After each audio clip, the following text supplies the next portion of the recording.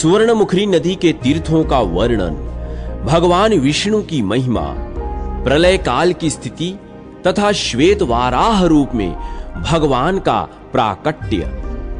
अर्जुन ने पूछा, मुने, सुवर्णमुखी नदी में किन किन पवित्र नदियों का संगम हुआ है तथा इसमें कहां स्नान करने से समस्त पाप कट जाने के कारण मनुष्य यमराज के भय को नहीं प्राप्त होता है। भरद्वाज जी बोले, कुंती नंदन, अगस्त पर्वत से जहां पहले पहल महानदी सुवर्णमुखी पृथ्वी पर उतरी है, उस तीर्थ में स्नान करके मनुष्य कृतार्थ हो जाता है। वह पावन तीर्थ त्रिभुवन में अगस्त तीर्थ के नाम से प्रसिद्ध है। उस तीर्थ में जो प्रयत्नशील साधक अपनी इंद्रियों को संयम में रखते हुए स्नान करते हैं, वह संपूर्ण फल प्राप्त करते हैं। वहां सब लोगों को आनंद देने वाले अगस्त मुनि के द्वारा स्थापित किए हुए भगवान शिव अगस्तेश्वर के नाम से प्रसिद्ध हैं। उस महानदी में स्नान करके जो लोग अगस्तेश्वर की पूजा करते हैं, उन्हें 10 अश्वमेध यज्ञों का फल प्राप्त होता है। अगस्त तीर्थ से ईशान कोण की ओर 1 कोस की दूरी पर 3 तीर्थ हैं, जो देव तीर्थ, ऋषि तीर्थ तथा पितृ तीर्थ के नाम से प्रसिद्ध हैं। वहीं पर अगस्त मुनि ने देवताओं, ऋषियों तथा पितरों का पूजन किया था। जो लोग स्नान करके उन तीर्थों में तर्पण करते हैं, वे तीनों ऋणों से मुक्त होकर अक्षय स्वर्ग को प्राप्त होते हैं। वहां से पूर्व उत्तर की ओर 2 योजन की सीमा में वेणा नाम वाली महानदी सुवर्णमुखी में मिली है। इन दोनों नदियों के संगम में विधि पूर्वक स्नान करने वाले मनुष्य 10 अश्वमेध यज्ञों का फल प्राप्त करते हैं। वेणा से मिलकर परम पवित्र सुवर्णमुखी नदी पर्वतों के दुर्गम मार्ग से उत्तर वाहिनी होकर गई है। फिर पर्वतों के बीच से होकर विषम मार्ग से आगे बढ़ती हुई 4 योजन दूर जाकर प्रकाश में आई है। वहां से पूर्व 1.5 योजन की दूरी पर उद्कल नामक मनोहर स्थान में यह महानदी पूर्व वाहिनी हो गई है। वहीं भगवान शंकर का अगस्तेश्वर नाम से प्रसिद्ध एक और शिवलिंग है, जो स्मरण मात्र से मनुष्यों के समस्त पापों का निवारण करता है। जो मनुष्य उस महानदी में स्नान करके इंद्रियों को संयम में रखते हुए अगस्त मुनि के द्वारा स्थापित भगवान पार्वती नाथ का दर्शन करते हैं, वे अनेक जन्मों की उपार्जित पाप राशि को दूर करके अनंत काल तक स्वर्गलोक में सुख भोगते हैं। वहां से तीर्थ समुदाय से सुशोभित सुवर्णमुखी नदी पुनः आधे योजन तक उत्तर की ओर गई है। वह प्रदेश हिंताल, ताल और शाल आदि वृक्षों से बड़ा मनोहर प्रतीत होता है। वहीं व्याघ्नपदा नाम वाली नदी सुवर्णमुखी नदी में मिली हुई है। उन दोनों नदियों के संगम में स्नान करने वाले श्रेष्ठ मनुष्य 10 अश्वमेध यज्ञों का पूर्ण फल प्राप्त करते हैं। व्याघ्नपदा नदी के तट पर शंकर तीर्थ सुशोभित हैं, जो सब पापों का नाश करने वाला है। अर्जुन, वहां शंखेश्वर नाम से प्रसिद्ध भगवान शिव विराजमान हैं, जो उस तीर्थ में भली भांति स्नान करके भगवान शंकर का दर्शन करते हैं। वह 10 अश्वमेध यज्ञों का फल प्राप्त करके देवलोक में जाते हैं। व्याघ्नपदा संगम से 1 योजन भूमि आगे जाकर शुभ एवं निर्मल जल बहाने वाली मुनीन्द्र सेवित सुवर्णमुखी नदी वृषभाचल के समीप पहुंची है। वहां मंगलदायिनी कल्याण नाम वाली पवित्र नदी सुवर्णमुखी में आकर मिली है।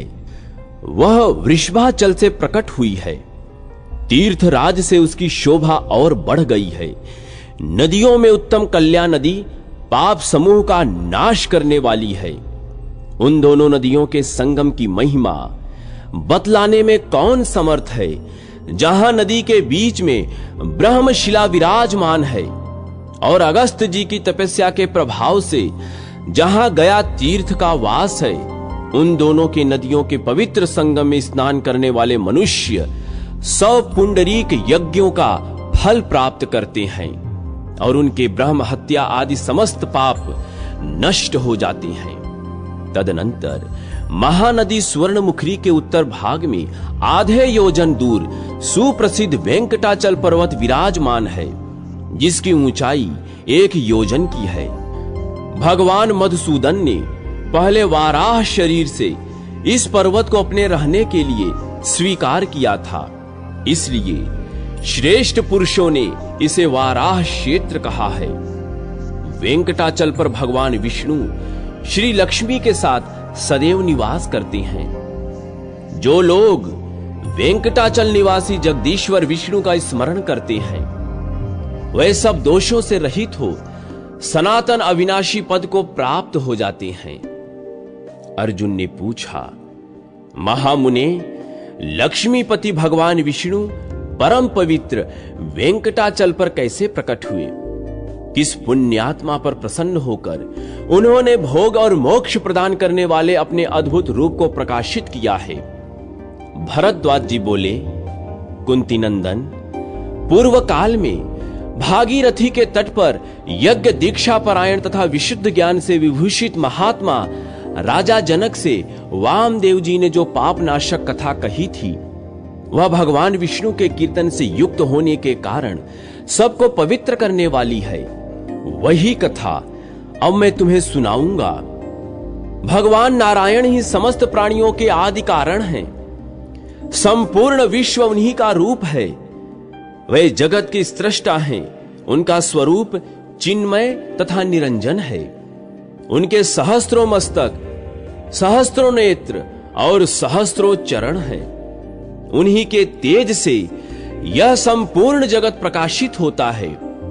उनसे बढ़कर तेज, उनसे बढ़कर तप, उनसे बढ़कर ज्ञान, उनसे बड़ा योग तथा उनसे बड़ी विद्या कहीं नहीं है। वे भगवान श्री हरि सदा समस्त प्राणियों में विद्यमान हैं। समस्त जीव उन्हीं में सुखपूर्वक निवास करते हैं। वे ही यज्ञ हैं, यजमान और यज्ञ के स्तृक, स्त्रुआ आदि साधन हैं। वे ही फल हैं, वे ही फलदाता हैं और वे ही सबके प्राप्त करने योग्य परम गति हैं। हरि, सदाशिव, ब्रह्मा, महेंद्र, परम तथा स्वराट आदि सभी नाम उन सर्वेश्वर भगवान विष्णु के हैं। जो एकाग्र चित्त होकर परमात्मा नारायण की इस महात्मा का अनुसंधान करता है, वह पुनः संसार में जन्म नहीं लेता। भगवान विष्णु चितानंद स्वरूप सबके साक्षी, निर्गुण, उपाधि शून्य तथा नित्य होते हुए भी स्वेच्छा से भिन्न भिन्न अवस्थाओं को अंगीकार करते हैं। वे पवित्र में पवित्र हैं, निराश्रितों के परम गति हैं, देवताओं के भी देवता हैं तथा कल्याण में वस्तुओं में परम कल्याण स्वरूप हैं। बोध्य पदार्थों में एकमात्र वे ही बोध्य हैं। ध्येय तत्वों में वे ही सर्वोत्तम ध्येय हैं। विनयों में सबसे अधिक विनय और नय भी वे ही हैं। वे संपूर्ण तेजों को उत्पन्न करने वाले तेज हैं। तपस्याओं में उच्च कोटि की तपस्या है तथा सब प्राणियों के परम आधार हैं।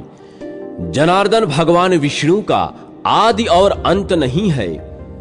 उनके स्वरूप को इद मिथ्यम रूप से जान लेने में ब्रह्मा आदि भी मूढ़ हैं। वे अजन्मा होकर भी जन्म लेते हैं, सर्वात्मा होकर भी शत्रुओं का वध करते हैं तथा स्वतंत्र होकर भी अपने भक्तों के परतंत्र रहते हैं। सर्वज्ञ भगवान गरुड़ ध्वज ही कर्मों के साक्षी हैं। मुनि लोग एकाग्र चित्त होकर उनके स्वरूप की खोज करते हैं। भगवान की चतुर्व्यूह नाम से प्रसिद्ध 4 मूर्तियां हैं।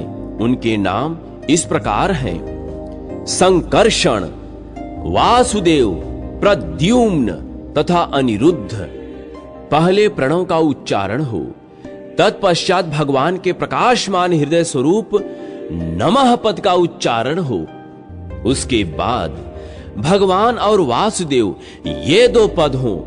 इनसे जो मंत्र बनता है वह ओम नमो भगवते वासुदेवाय मंत्र भगवान के स्वरूप का प्रकाशक है। जो प्रतिदिन एकाग्रचित्त होकर इस मंत्र का जप करता है, वह भगवान विष्णु की कृपा से समस्त सिद्धियों का भाजन होता है। आपत्तियों का निवारण और संपत्तियों की प्राप्ति कराने वाले भोग मोक्ष प्रदाता श्री हरि ने कल्प के आदि में जिस प्रकार प्राणियों की सृष्टि की है वह सुनो।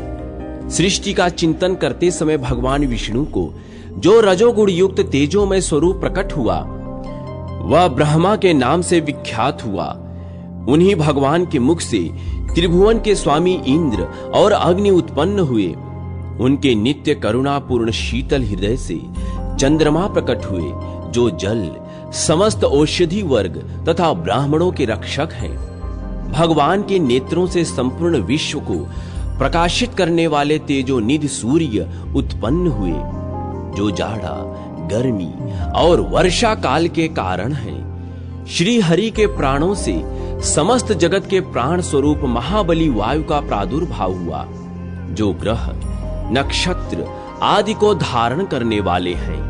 महात्मा भगवान की नाभि से अंतरिक्ष और मस्तक से आकाश की उत्पत्ति हुई, जो समस्त भूतों के आविर्भाव का कारण है। भगवान विष्णु के चरणार बिंदों से सब भूतों को आश्रय देने वाली पृथ्वी उत्पन्न हुई। उन परमात्मा के कानों से संपूर्ण दिशाएं प्रकट हुई। उनके चिंतन मात्र से भू, भूर्वह आदि लोक, रसातल आदि पाताल और यक्ष, राक्षस गण आदि उत्पन्न हुए। भगवान ने अपने मुख, बाहु, उरु और चरणों से क्रमशः ब्राह्मण, क्षत्रिय, वैश्य तथा शूद्र आदि को जन्म दिया। वेद, यज्ञ, घोड़े, गौ और भेड़ आदि जीव, जिनकी उत्पत्ति का कारण अचिंत्य है, जिन परमेश्वर से उत्पन्न हैं, उन्हीं देवाधिदेव भगवान विष्णु के संकल्प से स्थावर जंगम प्राणियों का समुदाय तथा भूत, भविष्य, वर्तमान काल भी प्रकट हुआ है।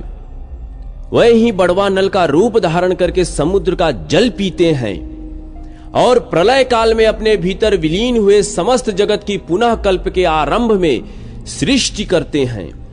सूर्य और चंद्रमा का रूप धारण करके वह ही अंधकार का नाश करते और सबको काल के अनुसार धर्म में लगाते हैं। इस प्रकार वह सब जीवों की जीवन वृत्ति चलाते हैं।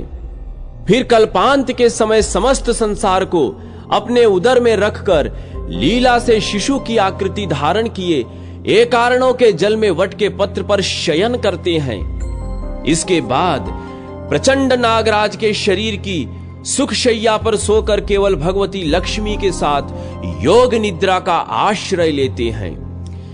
यह सब अपनी इच्छा के अनुसार योग शक्ति को प्रवृत्त करने वाले भगवान मुकुंद की लीला है। उन परमेश्वर को यथार्थ रूप से कोई भी नहीं जानता।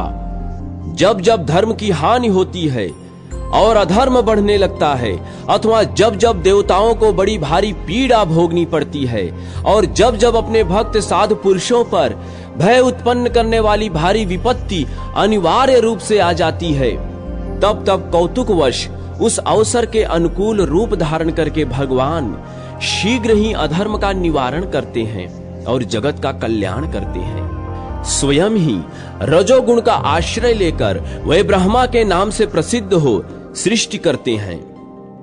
सत्व गुण में स्थिर हो हरिनाम धारण करके सारे संसार के पालन पोषण का भार ढोते हैं और तमोगुणी वृत्ति को अपनाकर हर नाम से प्रसिद्ध हो सबका संहार करते हैं। भगवान मधुसूदन की महिमा को यथार्थ रूप से जानने वाला कोई नहीं है। 60 विनाडिका की एक नाड़ी घटिका और 60 नाड़ियों का एक दिन होता है। 30 दिन एक मास कहा गया है, जिसमें 2 पक्ष होते हैं। 2 मास एक ऋतु और 6 ऋतुओं का एक वर्ष होता है। वर्ष में 2 अयन होते हैं। यह वर्ष ही जाड़ा, गर्मी और वर्षा का आधार है। देवताओं और दैत्यों का दिन एक दूसरे से विपरीत है। सूर्य का उत्तरायण देवताओं का दिन, दैत्यों की रात्रि, इस प्रकार दक्षिणायन दैत्यों का दिन और देवताओं की रात्रि है। यह सब क्रम के अनुसार समझना चाहिए। अर्जुन, 43,20,000 वर्षों का एक महायुग होता है, जिसमें सत्य युग से लेकर कलयुग तक सभी युग सम्मिलित हैं। 71 महायुगों का एक मनवंतर होता है।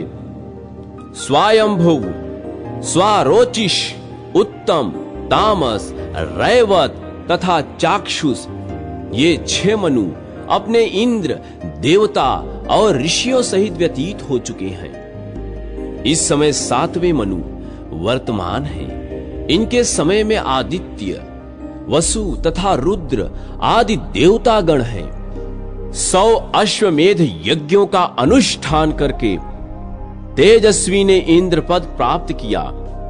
विश्वामित्र, मैं, भरद्वाज, अत्रि, जमदाग्नि, कश्यप, वशिष्ठ तथा गौतम, ये ही सप्तऋषि हैं। वैवस्वत मुनि के महाबली शूरवीर पुत्र धर्मपरायण राजा इक्ष्वाकु आदि ने इस पृथ्वी का पालन किया है। सूर्य, दक्ष, ब्रह्म, धर्म तथा रुद्र, इन पांचों के 5 सावर्णी संगक पुत्र और रौच्य तथा भौम आदि से ये 7 भविष्य में होने वाले मनु हैं। ये 14 मनु ब्रह्मा के एक दिन में पूरे हो जाते हैं। इसी का नाम कल्प है। उसके अंत में उसी के समान रात्रि होती है। ब्रह्मा के दिन की समाप्ति होते समय पृथ्वी पर 100 वर्षों तक बड़ा भयंकर उत्पात होता है। उस उपद्रव के समय पृथ्वी सूख कर रसहीन हो जाती है, जिससे उस पर रहने वाले 4 प्रकार के प्राणी नष्ट हो जाते हैं। तब सूर्यदेव अग्नि के समान आग की ज्वाला उगलती हुई प्रज्वलित लपटों की आकार वाली किरणों से संयुक्त होते हैं। उनके दुहसव ताप से गांव, नगर, शैल, वन और वृक्ष आदि के भस्म हो जाने पर कछुए की पीठ की सी आकृति धारण करने वाली यह पृथ्वी तपाए हुए लोहे की पिंड की भांति जान पड़ती है। तब ब्रह्मा जी के अंगों से महामेघ उत्पन्न होते हैं और घोर गर्जना करते हुए समस्त आकाश को आच्छादित कर लेते हैं। वह 100 वर्षों तक बड़ी भारी वर्षा करते हैं। उस जल से सूर्य द्वारा उत्पन्न की हुई प्रचंड आग बुझ जाती है। वह महामेघ पुनः 100 वर्षों तक भयंकर वृष्टि करते हैं। उस वृष्टि के जल से समुद्र अपनी मर्यादा लांघकर क्षोभ को प्राप्त होते हैं। उस समय पृथ्वी जल में डूबकर पाताल के मूल में चली जाती है। वह ब्रह्मा जी की शक्ति से अवलंबित होने के कारण किसी प्रकार नष्ट नहीं होती। तदनंतर ब्रह्मा जी के निःश्वास से वायु प्रकट होती है, जो कल्पांत में उत्पन्न हुए समस्त महामेघों को छिन्न भिन्न कर देती है। फिर वह वायु भी 100 वर्षों तक दुर्निवार वेग से बहती रहती है। तत्पश्चात उस वायु को भगवान की नाभि कमल में छोड़कर भगवान ब्रह्मा उस जल में योग निद्रा का आश्रय लेकर सोते हैं। योग निद्रा में पड़े पड़े ब्रह्मा जी की उतनी ही बड़ी रात व्यतीत होती है जितना बड़ा उनका दिन है। रात बीतने पर ब्रह्मा जी उठते हैं और भगवान विष्णु की आज्ञा से पूर्ववत सब जीवों की वेग पूर्वक सृष्टि करने लगते हैं।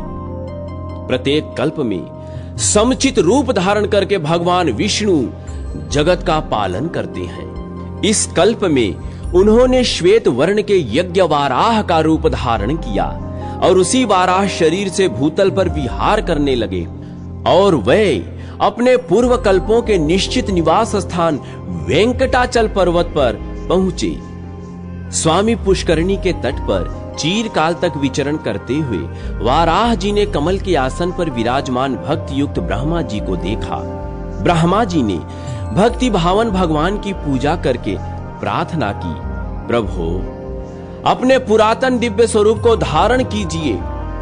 ब्रह्मा जी की यह विनय सुनकर भगवान ने वाराह की आकृति त्याग दी और अनन्य भाव से भजन करने योग्य विश्वमय रूप को ग्रहण किया। वेंकटाचल पर राजा शंख और महर्षि अगस्त आदि को भगवान का प्रत्यक्ष दर्शन तथा वर प्राप्ति। अर्जुन ने पूछा, मुने, भगवान श्री हरि नेत्रों द्वारा दर्शन और मन द्वारा चिंतन आदि के विषय नहीं हैं, तो भी वे यहां मनुष्यों को प्रत्यक्ष कैसे हुए? भरद्वाज जी ने कहा, अर्जुन, है वंश में श्रुत नाम से प्रसिद्ध एक राजा हो गए हैं, जिन्होंने पृथ्वी और यहां की प्रजा का दीर्घ काल तक अपनी संतान की भांति पालन किया था। उनके पुत्र शंख हुए, जो समस्त गुणों के निधि और सब शास्त्रों में कुशल थे। उन्होंने भी पृथ्वी का न्यायपूर्वक शासन किया। कमल के समान नेत्रों वाले जगदीश्वर भगवान विष्णु में राजा शंख की निश्चल एवं अनन्य भक्ति थी। उन्होंने दृढ़ निश्चय पूर्वक अद्भुत महिमा वाले देवाधिदेव जगतपति अनन्य पुरुषोत्तम का सदैव ध्यान करते हुए नाना प्रकार के व्रत, दान और पुण्य किए तथा वेदों के द्वारा जानने योग्य भगवान मधुसूदन की प्रीत के लिए ही अश्वमेध आदि यज्ञों का अनुष्ठान किया। भक्त वत्सल केशव में मन लगाकर वे प्रतिदिन गोविंद का स्मरण, अविनाशी अच्युत का जप, कमल नयन विष्णु का पूजन तथा श्रांग धनुषधारी श्री हरि का कीर्तन करते थे। पुराण के विद्वानों द्वारा कही जाने वाली पवित्र भगवत कथाओं को, जो संसार समुद्र से पार उतारने वाली हैं, वह सदैव सुना करते थे। भगवत प्रीत के लिए ब्राह्मणों की पूजा अर्चना करते थे। इस प्रकार सर्वथा अविराम गति से श्री हरि की आराधना में संलग्न होने पर भी राजा शंख ने परम स्वतंत्र भगवान पुरुषोत्तम का कभी प्रत्यक्ष दर्शन नहीं पाया। भगवान का दर्शन न पाने से उनका हृदय शोक से व्याकुल हो गया। वह बड़ी चिंता को प्राप्त हुए। शंख बोले, मैंने बीते हुए सहस्त्राधिक जन्मों में बहुत बड़ा पाप किया है, जिसके कारण आज तक मुझे भगवान विष्णु का दर्शन नहीं प्राप्त हुआ। अनेक जन्मों में उपार्जित संपूर्ण तपस्याओं का यह एक ही अखंड फल है कि मधुसूदन भगवान विष्णु का दर्शन प्राप्त हो। अहो, भगवान मेरे नेत्रों के समक्ष कैसे प्रकट होंगे? कानों से उनके वचन सुनने का सौभाग्य कैसे प्राप्त होगा? इस प्रकार चिंता से व्याकुल होकर जब राजा के मन में जीवित रहने की अभिलाषा नहीं रह गई, तब अव्यक्त मूर्ति भगवान विष्णु ने सबके सुनते हुए कहा, राजन, तुम शोक के अधीन न हो। तुम तो एकमात्र मेरी शरण में आए हुए साधु भक्त हो। मैं तुम्हारा त्याग कैसे कर सकता हूं? यह वेंकट नामक पर्वत तीनों लोकों में प्रसिद्ध है। राजन, यहां का निवास मुझे वैकुंठ से भी अधिक प्रिय है। उस श्रेष्ठ पर्वत पर जाकर भक्ति पूर्वक तपस्या करते रहने पर मैं तुम्हें प्रत्यक्ष दर्शन दूंगा। तुम्हारी ही तरह महर्षि अगस्त्य भी ब्रह्मा जी की आज्ञा से अंजनाचल के महानिवास में तपस्या करने के लिए आवेंगे। उसी पवित्र पर्वत पर निवास करते हुए तुम भी मेरी आराधना करो, इससे मेरा दर्शन प्राप्त कर लोगे। भगवान की इस प्रकार आज्ञा देने पर राजा शंख को बड़ी प्रसन्नता हुई। उन्होंने मन ही मन अपने को धन्य माना और अपने पुत्र वज्र को प्रजा पालन के कार्यों में नियुक्त करके भगवान विष्णु के दर्शन की आकांक्षा से नारायण गिरी को प्रस्थान किया। उस पर्वत के ऊंचे शिखर पर पहुंचकर उन्होंने अमृत के समान दिव्य जल से परिपूर्ण कल्याणमयी स्वामी पुष्करणी देखी और उसके किनारे कुटी बनाकर स्नान पान आदि के द्वारा संतोष लाभ लिया। जगदीश जनार्दन को अपने समस्त कर्म समर्पित करके राजा शंख प्रतिदिन जप और ध्यान में संलग्न रहने लगे। वहां उन्होंने तपस्या भी की। इस समय सैकड़ों मुनियों से घिरे हुए अगस्त्य जी भी उस आदि पर्वत पर आए और वहां की आश्चर्यमयी वस्तुओं को देखते हुए सब ओर विचरते रहे। स्कंद धारा आदि तीर्थों में स्नान करके वहां उन्होंने जगदीश्वर भगवान विष्णु की बहुत समय तक आराधना की, परंतु कमल नयन भगवान श्री हरि को कहीं भी प्रत्यक्ष नहीं देखा। इससे वे चिंता और शोक में डूब गए। उस समय बृहस्पति, शुक्र तथा राजा उपरिचर और वसु ये सब महानुभाव अगस्त जी के पास आए और इस प्रकार बोले, मुनिश्रेष्ठ, लोकनाथ ब्रह्मा जी ने हमें जो आज्ञा दी है उसे हम आपको बता रहे हैं। दक्षिण दिशा में वेंकटाचल नामक पर्वत है। वहां का निवास स्थान भगवान विष्णु को श्वेत द्वीप से भी अधिक प्रिय है। जगत गुरु गोविंद उस पर्वत पर महर्षि अगस्त्य तथा राजा शंख को अपने स्वरूप का प्रत्यक्ष दर्शन कराएंगे। उस समय सब देवताओं, ऋषियों तथा अन्य सब लोगों को भी देवाधिदेव श्री हरि का दर्शन होगा। यह बात शीघ्र ही होने वाली है। ब्रह्मा जी के ऐसा कहने पर हम लोग यहाँ आए हैं और भाग्यवश यहाँ आपका दर्शन भी हमें मिल गया। अब हम आपके साथ स्वामी पुष्करणी के तट पर भगवत भक्तों में श्रेष्ठ राजा शंख का भी दर्शन करेंगे। यह सुनकर अगस्त मुनि शोक समूह का त्याग करके शीघ्र ही उन सब के साथ चल दिए। उस समय वहां यत्र तत्र चौड़ी शिलाओं पर बैठे हुए तथा भगवान विष्णु के गुण वैभव का गान करते हुए अनेकानेक सिद्ध पुरुष उन्हें दिखाई दिए। फिर उन्होंने निर्मल जल वाली दिव्य स्वामी पुष्करणी का भी दर्शन किया और उसके किनारे आश्रम बनाकर रहने वाले राजा शंख को देखा, जो मन, वाणी और शरीर द्वारा होने वाले समस्त कर्म भगवान विष्णु को समर्पित करके विराजमान थे। उन्हें आया देख राजा ने सबका यथावत सत्कार किया। फिर सब लोग एक दूसरे का समादर करते हुए वहां बैठे और उत्कंठित होकर गोविंद के नामों का कीर्तन करते हुए कृतार्थ हो गए। संपूर्ण जगत के स्वामी भगवान विष्णु में मन लगाकर उन्हीं की पूजा और स्तुति में लगे हुए उन सब लोगों के 3 दिन व्यतीत हो गए। तीसरे दिन रात में उन सबको नींद आ गई। फिर चौथे पहर में उत्तम सपना देखा। भगवान पुरुषोत्तम हाथों में शंख, चक्र और गदा धारण किए प्रसन्न मुख से वर देने के लिए खड़े हैं। उनके नेत्र खिले हुए हैं।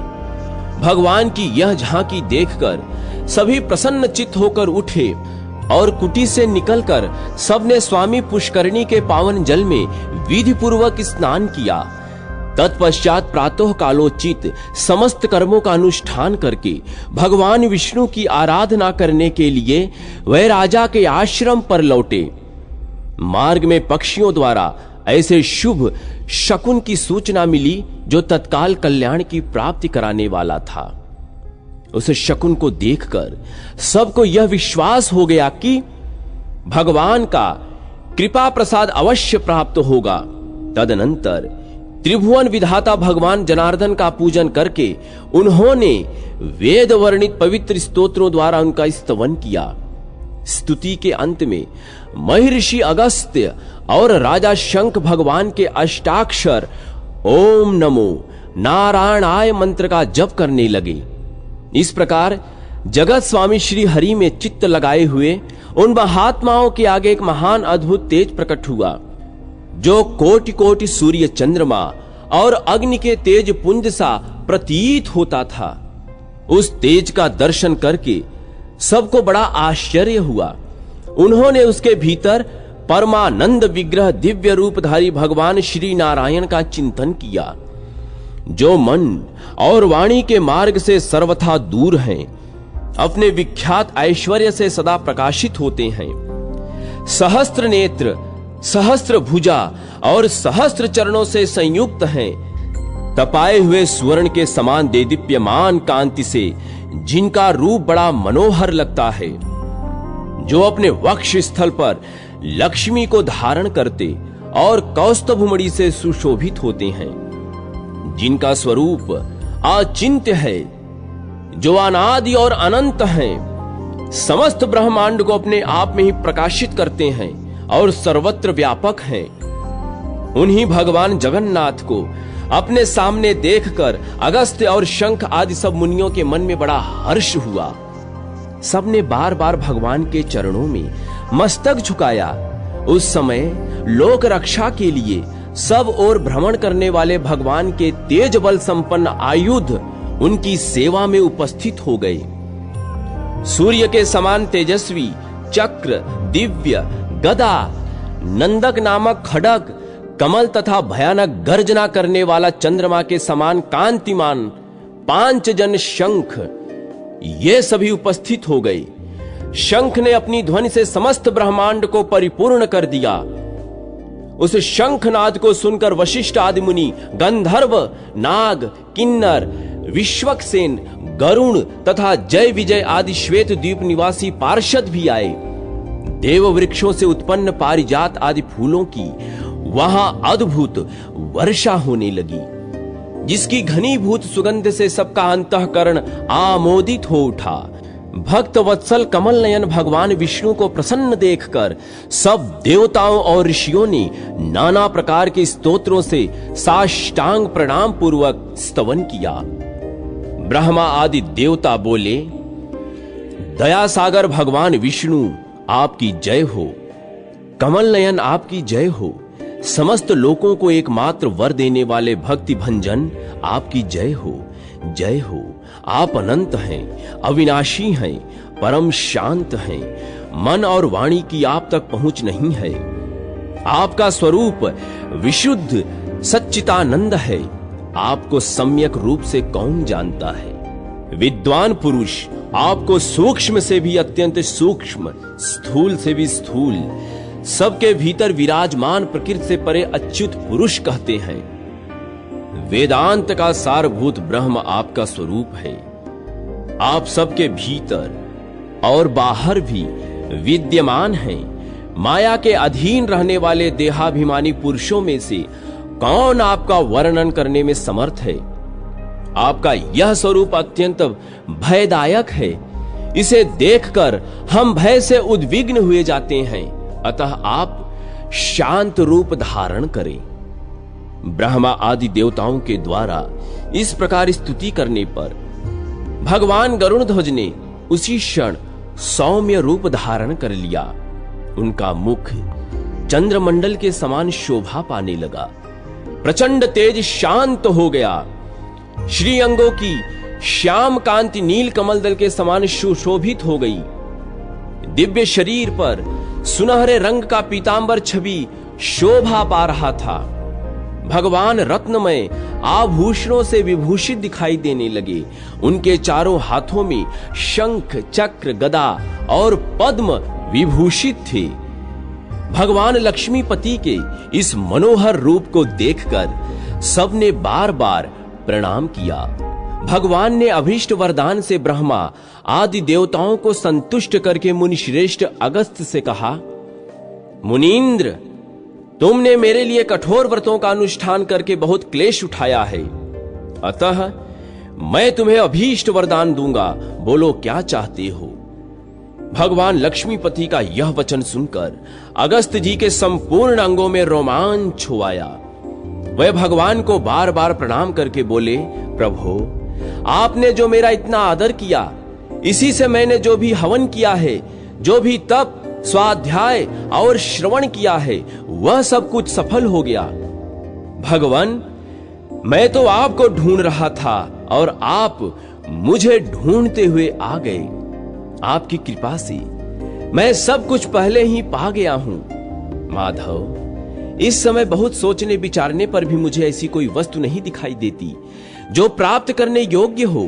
अतः आपके चरणार विंदों में निरंतर ऐसी ही भक्ति बनी रहे, यही कृपा कीजिए। सुवर्णमुखी नदी के जल में स्नान करने से जो लोग वेंकटाचल पर विराजमान आपका दर्शन करें, वह भोग और मोक्ष के भी भागी हों। भगवान, थोड़ी आयु वाले अज्ञानी मनुष्य व्रत, स्वाध्याय और कर्मों द्वारा आपका दर्शन नहीं कर सकते। अतः आप सब पर कृपा करने के लिए सदैव उस पर्वत पर निवास कीजिए और सबको मनोवांछित वस्तु देने वाले हो जाइए। श्री भगवान ने कहा, ब्राह्मण, तुमने जो प्रार्थना की है वह सब पूर्ण होगी। आज से वैकुंठ नाम वाले इस पर्वत पर मैं सदा निवास करूंगा। सुवर्णमुखी नदी के जल में स्नान करके अपने पाप पंक को धोकर जो लोग एकाग्र चित्त से इस वैकुंठ शैल पर मेरा दर्शन करेंगे वे पुनरावृत्ति से रहित तथा केवल परमानंद से प्रकाशमान मेरे परम धाम को प्राप्त होंगे। जो मनुष्य जिन कामनाओं की अपेक्षा से यहां आकर मेरा दर्शन करेंगे वे उन कामनाओं को निसंदेह प्राप्त कर लेंगे। अगस्त्य मुनि ने ऐसा कहकर भगवान विष्णु ने राजा शंख की ओर देखा और ब्रह्मा आदि के सुनते हुए कहा, राजन, मैं तुम्हारी भक्ति से बहुत संतुष्ट हूं। तुम कोई मनोवांछित वर मांगो। शंख बोले, भगवान, आपके चरण कमलों की सेवा के अतिरिक्त दूसरा मैं कुछ नहीं मांगता। आपके भक्त जिस गति को पाते हैं उसी उत्तम गति के लिए मैं भी याचना करता हूं। श्री भगवान ने कहा, शंख, तुमने जो कुछ मांगा है वह सब तुम्हें उसी रूप में प्राप्त होगा। मेरी सेवा में लगे रहने वाले कल्याणमय पुरुषों के लिए कौन सी वस्तु दुर्लभ है। तदनंतर ब्रह्मा आदि सब देवताओं को विदा करके भगवान कमल नयन विष्णु वहीं अंतर्धान हो गए। अर्जुन, वह वेंकटाचल का प्रभाव तुम्हें बताया गया। इस पावन कथा को श्रवण करके सब मनुष्य पापों से मुक्त हो जाते हैं। ब्रह्मांड में भगवान वेंकटेश्वर के समान दूसरा कोई देवता नहीं हुआ और न होगा, और वेंकटाचल के समान कोई तीर्थ स्थान नहीं हुआ और न होगा। स्वामी तीर्थ के समान सरोवर अन्यत्र कहीं नहीं है।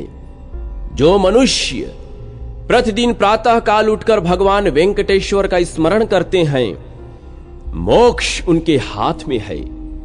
जो श्रेष्ठ मानव वेंकटाचल का महात्म्य सुनते हैं उन्हें इहलोक और परलोक में भोग और मोक्ष। आकाश गंगा तीर्थ में अंजना की तपस्या और उसे वायुदेव द्वारा वरदान की प्राप्ति।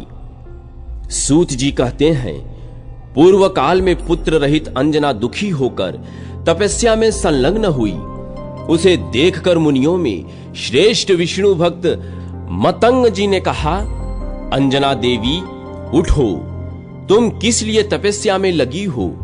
अंजना ने कहा, मुनिश्रेष्ठ, केशरी नामक श्रेष्ठ वानर ने मेरे पिता से मेरे लिए याचना की।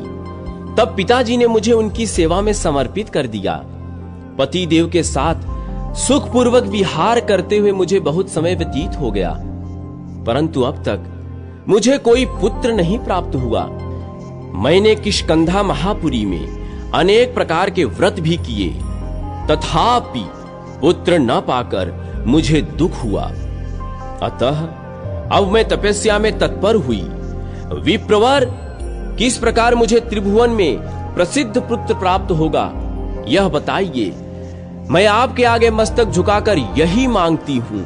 तब मुनिवर मतंग ने अंजना से कहा, देवी सुनो, यहां से दक्षिण दिशा में 10 योजन की दूरी पर घनाचल नाम से प्रसिद्ध पर्वत है, जो भगवान नरसिंह का निवास स्थान है। उसके ऊपर परम मनोहर ब्रह्म तीर्थ है। उसके पूर्व भाग में 10 योजन दूर सुवर्णमुखी नाम वाली श्रेष्ठ नदी बहती है। उस नदी के उत्तर भाग में वृषभाचल वेंकटाचल नामक पर्वत है और उस पर्वत के शिखर पर स्वामी पुष्करणी तीर्थ है। वहां जाकर उसके शुभ जल का दर्शन करते ही तुम्हारा मन पवित्र हो जाएगा। उसमें विधि पूर्वक स्नान करके वाराह स्वामी को प्रणाम करो और भगवान वेंकटेश्वर को नमस्कार करके स्वामी तीर्थ के उत्तर जाओ। वहां आकाश गंगा नाम से प्रसिद्ध एक तीर्थ है। उसमें संकल्प पूर्वक विधिवत स्नान करके उसके शुभ जल को पी लेना। फिर उस तीर्थ के सामने खड़ी हो वायुदेव की प्रसन्नता के उद्देश्य से तपस्या करना। ऐसा करने से तुम्हें देवता, राक्षस, ब्राह्मण, मनुष्य तथा अस्त्र शस्त्रों से भी अवध्य पुत्र प्राप्त होगा। मुनि के ऐसा कहने पर अंजना देवी ने उन्हें बार बार प्रणाम किया और पति को साथ लेकर वह शीघ्र ही वेंकटाचल पर्वत पर गई। वहां स्वामी पुष्करणी में नहाकर उसने वाराह स्वामी को प्रणाम किया और भगवान वेंकटेश्वर के चरणों में मस्तक नवाया। तत्पश्चात वह शीघ्र ही आकाश गंगा के तट पर गई और उसमें नहाकर उसके उत्तम जल को पीकर उसी के तट पर तीर्थ की ओर मुख करके खड़ी हो प्राण स्वरूप वायु देवता की प्रसन्नता के लिए संयम एवं व्रत का पालन करती हुई तपस्या करने लगी। तब सूर्य देव के मेष राशि पर रहते समय चित्रा नक्षत्र युक्त पूर्णिमा तिथि को परम बुद्धिमान वायुदेव प्रकट हुए और इस प्रकार बोले, उत्तम व्रत का पालन करने वाली देवी, तुम कोई वर मांगो, मैं तुम्हारा मनोरथ पूर्ण करूंगा। उनकी बात सुनकर सती अंजना ने कहा, महाभाग, मुझे पुत्र प्रदान कीजिए। वायु देवता ने कहा, सुमुख, मैं ही तुम्हारा पुत्र होऊंगा और तुम्हारे नाम को विश्व में विख्यात कर दूंगा। अंजना को ऐसा वरदान देकर महाबली वायु वहीं रहने लगे और अंजना देवी भी वह वरदान पाकर अपने पति के साथ बहुत प्रसन्न हुई। वेंकटाचल महात्म अथवा भूमि वाराह खंड संपूर्ण। उत्कल खंड या पुरुषोत्तम क्षेत्र महात्म्य। भगवान विष्णु का ब्रह्मा जी को पुरुषोत्तम क्षेत्र में जाने का आदेश। नारायणम नमस्कृत्य नरम चैव नरोत्तम देवी सरस्वती व्यासम ततो जय मुदीरयेत। भगवान नारायण, नरश्रेष्ठ नर, देवी सरस्वती तथा महर्षि वेद व्यास को नमस्कार करके तत्पश्चात भगवान की विजय कथा से परिपूर्ण इतिहास पुराणादि का कीर्तन करें। मुनि बोले, भगवान, आप सब शास्त्रों के तत्वज्ञ तथा सब तीर्थों के महत्व को जानने वाले हैं। भगवान, पुरुषोत्तम क्षेत्र परम पावन है, जहां भगवान लक्ष्मीपति विष्णु मानव लीला के अनुसार काष्ठमय विग्रह धारण करके विराजमान हैं, जो दर्शन मात्र से ही सबको मोक्ष देने वाले और सब तीर्थों का फल प्रदान करने वाले हैं। उनकी महिमा का हमसे विस्तार पूर्वक वर्णन कीजिए। जैमिनी जी ने कहा, मुनियों, यह अत्यंत गूढ़ रहस्य है, सुनो। यद्यपि ये भगवान जगन्नाथ सर्वत्र व्यापक और सबको उत्पन्न करने वाले हैं, तथापि यह परम उत्तम पुरुषोत्तम क्षेत्र इन महात्मा जगदीश्वर का साक्षात स्वरूप है। वहां वे स्वयं ही शरीर धारण करके निवास करते हैं। इसीलिए उस क्षेत्र को भगवान ने अपने नाम से प्रसिद्ध किया। वह क्षेत्र 10 योजन के विस्तार में है। उसका प्रादुर्भाव तीर्थराज समुद्र के जल से हुआ है तथा वह सब ओर बालुका राशि से व्याप्त है। उसके मध्य भाग में महान नीलगिरी उस तीर्थ की शोभा बढ़ाता है। पूर्व काल में वराह रूपधारी भगवान ने इस पृथ्वी को समुद्र के जल से निकालकर जब सब ओर से बराबर करके स्थापित किया और पर्वतों द्वारा सुस्थिर कर दिया, तब ब्रह्मा जी ने पहले की भांति समस्त चराचर जगत की सृष्टि करके तीर्थों, सरिताओं, नदियों और क्षेत्रों को यथास्थान स्थापित किया। तत्पश्चात सृष्टि के भार से पीड़ित होकर वे सोचने लगे, आध्यात्मिक, आधिदैविक और आधि भौतिक इन 3 प्रकार के तापों से पीड़ित होने वाले संसार के जीव इनसे किस प्रकार मुक्त होंगे। इस प्रकार विचार करते हुए ब्रह्मा जी के मन में यह भाव आया कि मैं मुक्ति के एकमात्र कारण परमेश्वर श्री विष्णु का स्तवन करूंगा। तब ब्रह्मा जी बोले, शंख, चक्र और गदा धारण करने वाले जगदाधार, आपको नमस्कार है। संपूर्ण विश्व की सृष्टि करने वाला मैं ब्रह्मा आपके नाभि कमल से उत्पन्न हुआ हूं। अतः जगन्मय अपने यथार्थ स्वरूप को आप ही जानते हैं, जिनकी माया से महतत्व आदि संपूर्ण जगत रचा गया है और जिनके निश्वास से प्रकट हुआ शब्द ब्रह्मवेद, ऋक्, साम और यजु इन 3 भेदों में अभिव्यक्त हुआ है, जिसका सहारा लेकर मैंने संपूर्ण भुवनों की सृष्टि की है। उन्हीं आप परमात्मा से भिन्न स्थूल, सूक्ष्म, ह्रस्व, दीर्घ तथा कोई भी वस्तु नहीं है। भगवान, तीनों गुणों के विभाग पूर्वक भिन्न भिन्न कार्यों में आप ही यह चराचर जगत है।